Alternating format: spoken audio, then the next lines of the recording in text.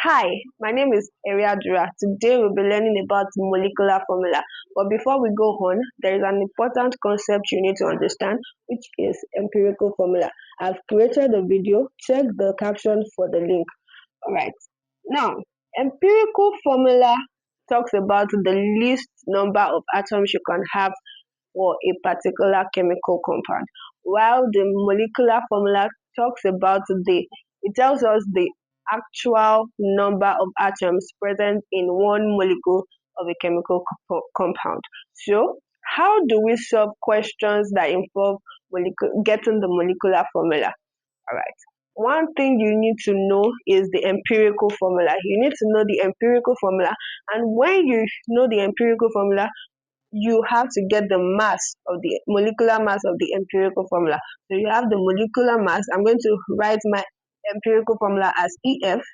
So you get the molecular formula, the molecular mass of the empirical formula multiplied by a factor we call N, and it will give you the molecular mass of the molecular formula. So with this, you will be able to solve your question. But in case the question did not give you this value, but they gave you something that is called vapor density, you can actually get your molecular mass of the molecular formula from that. So you just multiply by the vapor density. You multiply the vapor density by 2. Then we'll be solving a question. It says that the empirical formula of a compound is CH2O2. The molecular mass is 276.2 gram per mole. What is its molecular formula? And we are given the atomic masses. This will help us to calculate the molar mass for the empirical formula. Remember the formula, it says molar mass or the molecular mass, whichever you want to say, is of the empirical formula multiplied by a factor we call N, okay? Then will give us the molecular mass for the molecular formula. Okay, now good. So what do? You want to get the molecular mass for CH2O2. All right. So for C, in this case, it is the atomic mass is 12. The molecular mass is the summation of all the atomic mass of the atoms present in a particular compound. So this one, 12, we have just one carbon, so it's multiplied by 1, plus 1, H is 1, hydrogen is 1, multiplied by 2, it has 2 hydrogen.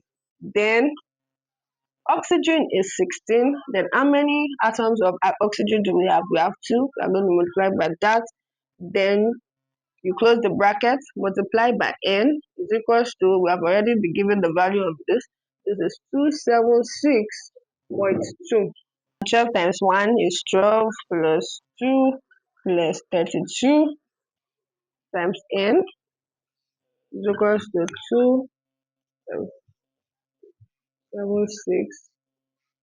276.2. And by the time you add this together, this will give you 46.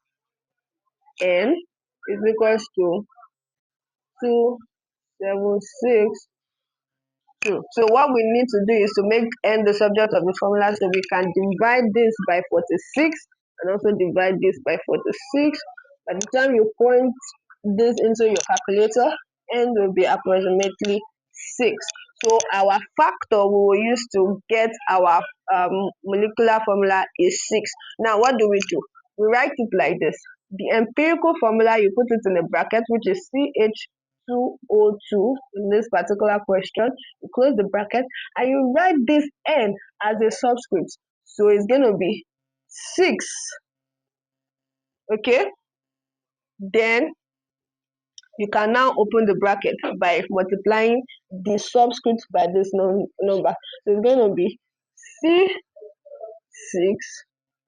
C6H12O12.